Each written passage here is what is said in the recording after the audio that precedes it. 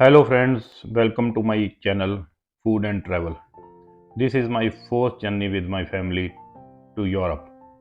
This time I decided to share my journey with our friends. तो हम travel कर रहे हैं चंडीगढ़ से दिल्ली, दिल्ली से फ्रैंकफर्ट। हमारी जो फ़्लाइट्स है आफ्टरनून की है, इसलिए हमने डिसाइड किया है कि मिडनाइट के टाइम पे हम निकलेंगे क्योंकि because early morning international airport Delhi पे आजकल सुनने में आ रहा है काफ़ी रश हो जाता है, तो जाम की सिचुएशन बन जाती है।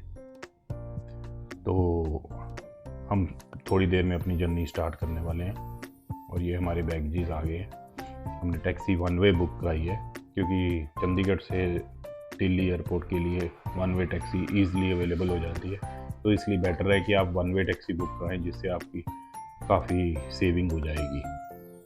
ये हमने क्योंकि हमारे लगेजेस काफ़ी थे तो इसलिए अर्टिगा बुक कराई है। तो आप चाहें तो इनोवा बुक करा सकते हैं, जहाँ जैसे भी आपको सूटेबल हो उस हिसाब से। तो हम निकल चुके हैं अपनी जर्नी के लिए, इंजॉय करेंगे। ये हम हाईवे पे जा रहे हैं, जो एयरपोर्ट हाईवे बना हुआ है। और इसमें एक चीज़ का ख़ास ध्यान रखें कि जो लगेज आपको अलाउड है, हमें 23 kg अलाउड है, तो हमने मोस्टली बैगेजेस 24 एंड 24.5 kg के हैं, क्योंकि नॉर्मली 1 to 2 kg वो रिलैक्स कर देते हैं और कई बार वेरिएशन भी आ जाती है जो आपने वेट किया और उनके वेइंग स्केल पे, इसलिए 1 to 2 kg आप एक्स्ट्रा वेट ले सकते हैं। जो हैंड बैगेजेस हैं वो अलाउड रहते हैं। नॉर्मली जितनी भी फ़्लाइट्स हैं इंटरनेशनल फ़्लाइट्स में 8 kg के हैंड बैग्स अलाउड रहते हैं और आप हैंड बैग में कुछ एक्स्ट्रा वेट कर सकते हैं। अर्लियर हैंड बैग कभी वेट नहीं होते थे, पर दिस टाइम मैंने नोटिस किया है कि जो बजट एयरलाइंस हैं जो थोड़ी रीज़नेबल रेट पे टिकट्स दे रही हैं, उन्होंने हैंड बैग का वेट करना शुरू कर दिया है। तो इसलिए ये ख़ास ध्यान रखें कि आप अपना हैंड बैग भी 8 kg के आसपास रखें। ये हम मिडवे पहुंच गए हैं, तो अर्ली मॉर्निंग है, हम ब्रेकफास्ट एंजॉय कर रहे हैं। तो अभी ये हमारी एंट्री हो रही है एयरपोर्ट, इंटरनेशनल एयरपोर्ट। हमारी जो फ़्लाइट है वो टर्मिनल 3 से है, जो इंटरनेशनल फ़्लाइट्स वहीं से डिपार्चर होती हैं।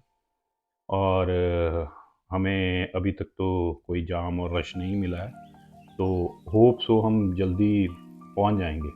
और एक चीज़ का और ध्यान रखें, जब आप पैकिंग कर रहे हो, जो हैंड बैग में है वो कोई भी लिक्विड वाली चीज़ अगर रख रहे हैं तो वो 100 ml सील्ड बॉटल, उससे कम होनी चाहिए। और बेटर ये है कि आप 50 ml या 75 ml तक की बॉटल रखें।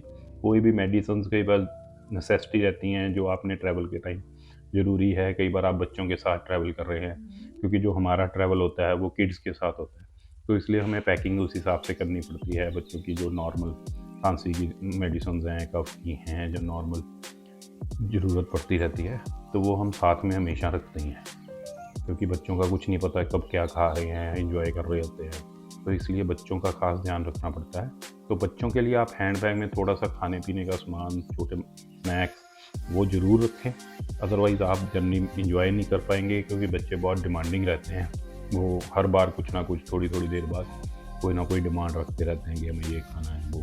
तो क्योंकि ट्रैवल टाइम लंबा है, हमारी जो फ़्लाइट है वो अप्रॉक्स 9 आवर्स की होएगी, तो इसलिए आप अपने साथ कुछ ना कुछ ऐसा रखें कि जिससे आप बच्चों को बिज़ी रख सकें। तो हम नॉर्मली हम कलर्स रखते हैं, साथ में ड्राइंग्स रखते हैं, तो जिसमें ये बच्चे बिज़ी रहते हैं। तो ये चीज़ का आप ख़ास ध्यान रखें। और सबसे इम्पॉर्टेंट बात है, जब भी आप ट्रैवल कर रहे हो, घर से निकलने से पहले आप अपना पासपोर्ट और other documents, visa documents, air ticket, सब आप एक बार चेक करके साथ चलें। और 1 पर्सन जो रिस्पॉन्सिबल है उसको दे के रखें, जहाँ अपना अपना पासपोर्ट अपने पास में।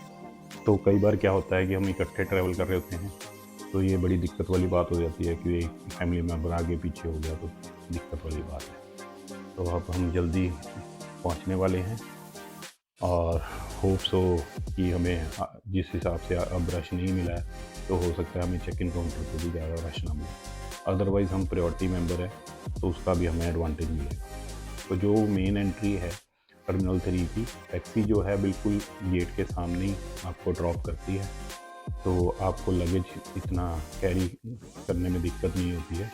और इंटरनेशनल एयरपोर्ट पे सबसे एडवांटेज वाली बात है दिल्ली एयरपोर्ट पे कि आपको जो ट्रैवल ट्रॉली है बैगेज रखने के लिए वो ईज़िली अवेलेबल होती है विदाउट एनी कॉस्ट। तो अदरवाइज़ यूरोप में आप जाओ तो पहले आपको अपना कार्ड पंच करना पड़ता है, तो उसके बाद ही आपको ट्रॉली मिलती है। ये यहाँ पे दिल्ली एयरपोर्ट पे बड़ी एडवांटेज है। और जब आप एंट्री कर रहे हैं एयरपोर्ट के अंदर, तो आप अपना जो वीज़ा है, अपना पासपोर्ट है और एयर टिकट हैंडी रखें, तो सिक्योरिटी का स्टाफ चेक करने के बाद आपको एंट्री देगा, वो आपको थोड़ा ईजी रहेगा। अदरवाइज़ आप उस टाइम एक एक चीज़ निकालेंगे तो सिक्योरिटी स्टाफ आपको अननेसेसरी क्वेश्चन पूछ सकता है कि कहाँ पे जा रहे हैं, कब की फ़्लाइट है, क्या है। तो यहाँ पे आजकल 3.5 घंटे पहले गवर्नमेंट ने एडवाइजरी इशू की है, तो हम इसलिए उस हिसाब से पहले ही निकल गए थे। नॉर्मली वैसे इंटरनेशनल फ़्लाइट्स के लिए 3 घंटे पहले पहुँचना होता है, पर ड्यू टू रश अब 3.5 घंटे पहले पहुँचना होता है। चेक इन नॉर्मली 3.5 घंटे पहले स्टार्ट हो रही है आजकल, और हमारी चेक इन अभी थोड़ी देर में स्टार्ट हो जाएगी। जो फ़्लाइट्स हैं वो डिस्प्ले आपका कौन से काउंटर पे आपने जाना है, तो डिस्प्ले आपका जो मेन स्क्रीन होती है, हर एंट्री गेट के सामने मेन बड़ी स्क्रीन्स लगी हुई हैं, तो जिससे आपको पता लग जाएगा कि आपने किस काउंटर पे चेक इन करना है। आपकी फ़्लाइट नंबर, उसके सामने आपने कहाँ पे जाना है, और उसी के राइट साइड पे मेंशन होता है कि आपने किस काउंटर पे चेक इन करना है। तो इसलिए वो बहुत ही ईजी रहता है, तो आप ईज़िली उसको चेक कर सकते हैं कि आपने किस काउंटर पे चेक इन करना है। और सबसे इम्पोर्टेंट बात, जब भी आप चेक इन कर लें, चेक इन करने के बाद आपको बोर्डिंग पास इशू हो जाता है। तो बोर्डिंग पार्ट बहुत ही इम्पोर्टेंट डॉक्यूमेंट है, वो हमेशा आप संभाल के रखें। तो क्योंकि नॉर्मली क्या होता है कि कई बार हम केयरलेस रहते हैं, तो बोर्डिंग पास अलग रहते हैं, पासपोर्ट अलग। और क्योंकि बोर्डिंग का टाइम 40 मिनट्स का होता है नॉर्मली, कई बार कई एयरलाइन में 50 मिनट्स एडवांस में स्टार्ट हो जाता है, तो इसलिए उस टाइम बोर्डिंग पास अगर आपको ना मिले तो आप बहुत पैनिक हो जाते हैं। और कई बार आप जब बोर्डिंग के लिए पहुंच रहे होते हैं तो आप बिल्कुल एंड मूवमेंट पे पहुंच रहे होते हैं, जैसे 15 मिनट पहले, 20 मिनट पहले। तो उस टाइम जहां जो आपका प्लेन है वो चलने वाला होता है, सिस्टम क्लोज होने वाले होते हैं। तो इसलिए ये बहुत मोस्ट इम्पॉर्टेंट डॉक्यूमेंट है कि बोर्डिंग पास और जो आपके अदर ट्रैवल डॉक्यूमेंट है वो हमेशा हैंडी रखें, उनको बहुत ही संभाल के रखें। और ये इस वीडियो में मैंने आपको चेक इन और जो सिक्योरिटी चेक इन है उसकी वीडियोस नहीं डाली हैं, क्योंकि वो अलाउड नहीं है सिक्योरिटी इश्यूज़ के लिए, तो वो मैंने इसलिए नहीं डाली है। नॉर्मली वैसे आपकी इमिग्रेशन में आजकल जो टाइम लग रहा है वो 40 to 50 मिनट्स लग रहा है, और चेक इन में 30 to 40 मिनट्स लगते हैं। क्योंकि हम प्रीमियम मेंबर थे, इसलिए हमें चेक इन में तो हार्डली 10 मिनट्स लगे हैं या 5 मिनट्स ही लगे होंगे, और बाकी इमिग्रेशन में हमें ज़रूर 30 to 40 मिनट्स लगे थे। क्योंकि हम अर्ली आ गए थे, तो इसलिए हम जो स्पेयर टाइम है अपना, वो अपने यहाँ पे दिल्ली एयरपोर्ट पे बहुत ही अच्छा लॉन्च बना हुआ है, ये आप देख रहे हैं।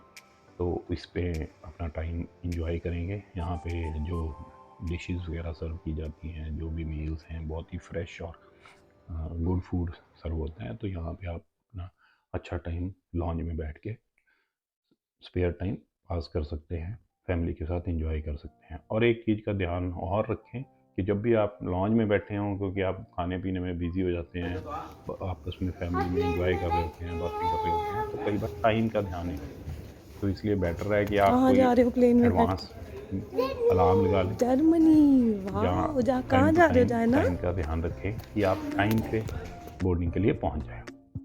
ठीक, तो ये बहुत ही इम्पोर्टेंट बात है कि बोर्डिंग के लिए अगर आप लेट हो गए तो आप फ्लाइट मिस कर सकते हैं। तो ये हमारी बोर्डिंग स्टार्ट होने वाली है, तो हम जल्दी बोर्डिंग के लिए पहुंच जाएंगे।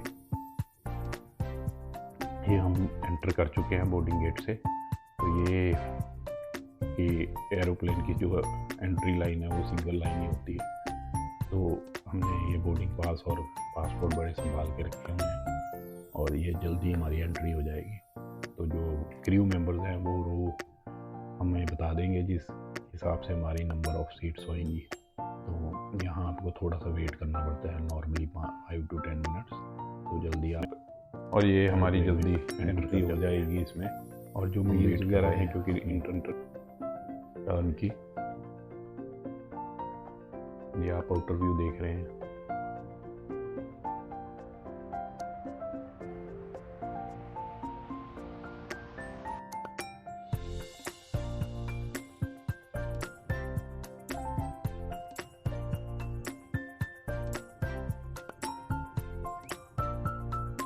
ये अब हम एंटर करने वाले हैं। ये हमारी एंट्री हो चुकी है। किड्स सीट्स पे बैठ चुके हैं, लॉन्ग रूट फ्लाइट्स में आपके स्क्रीन सामने लगी होती है सीट्स के बैक पे, तो वो अपनी आप पसंद की मूवीज़ जो अपलोडेड रहती हैं, सॉन्ग्स, तो आप इंजॉय कर सकते हैं। तो वैसे तो हम नॉर्मली जो फ़्लाइट्स हैं 8-9 घंटे की फ़्लाइट्स का इतना पता नहीं लगता, जो उससे भी लॉन्ग फ़्लाइट्स होती हैं उसमें थोड़ी दिक्कत रहती है। तो बाकी आप जब भी फ़्लाइट बुक करा रहे हैं तो आप उस हिसाब से अपना प्लेन जो एयरलाइंस है उस हिसाब से चूज़ कर सकते हैं कि कुछ एयरलाइंस तो बहुत ही कंफर्टेबल, इवन की इकॉनमी में भी बहुत ही कंफर्टेबल सीट्स हैं आजकल, बड़े जहाज है, तो वो आप इंजॉय कर सकते हैं। तो ये आपका प्लेन व्यू आ गया है, क्योंकि आज थोड़ा जो वेदर है वो रेनी वेदर था, तो इसलिए थोड़ा जो आपका व्यू है वो क्लियर नहीं है दिल्ली का। तो ये आप सारा दिल्ली का एरोप्लेन से व्यू देख रहे हैं नीचे का, और जल्दी हम जर्मनी पहुंच जाएंगे। ये अब हम जल्दी थोड़ा से समय में जो हमारा टाइम है अच्छा पास हो गया है, मील वगैरह अच्छे सर्व किए थे, बच्चे भी इंजॉय किए हैं, और अब थोड़ा व्यू क्लियर हो गया है, वेदर क्लियर है, और जल्दी हम थोड़ी देर में जर्मनी पहुँच जाएंगे। थोड़ा सा समय रह गया, इन्होंने अनाउंसमेंट कर दी है लैंडिंग के समय, और इंटरनल जो है वो अलाउड नहीं रहते जो आपके इंटरनेट वगैरह हैं। तो ये अब व्यू क्लियर हो गया है। ये अब हम जर्मनी पहुँच गए हैं, यूरोप पहुँचने वाले हैं। और यूरोप की सबसे ख़ास बात है कि यहाँ नॉर्मली वेदर क्लियर ही रहता है, क्योंकि 2-3 दिन के बाद रेन्स आ ही जाती हैं, और सबसे अच्छे जो मंथ्स हैं वो अप्रैल टू सितंबर है विज़िट के लिए। ये सारा आप देख रहे हैं, ये सारा जर्मनी का व्यू है नियर टू फ्रैंकफर्ट। हमारी जो फ्लाइट है वो लैंड करेगी फ्रैंकफर्ट, और जो बाकी बातें हैं वो हम आपसे शेयर करते रहेंगे टाइम टू टाइम। और फिलहाल आप भी एंजॉय कीजिए नीचे की ग्रीनरी, ग्रीन वेदर, और आप देख रहे हैं कितना क्लियर स्काई है, कितना अच्छा व्यू है। इसी व्यू के लिए ही यूरोप में बहुत ज़्यादा टूरिस्ट रहते हैं, क्योंकि आप यूरोप किसी भी कंट्री में विज़िट कर रहे हो आपको व्यू अच्छा ही मिलेगा।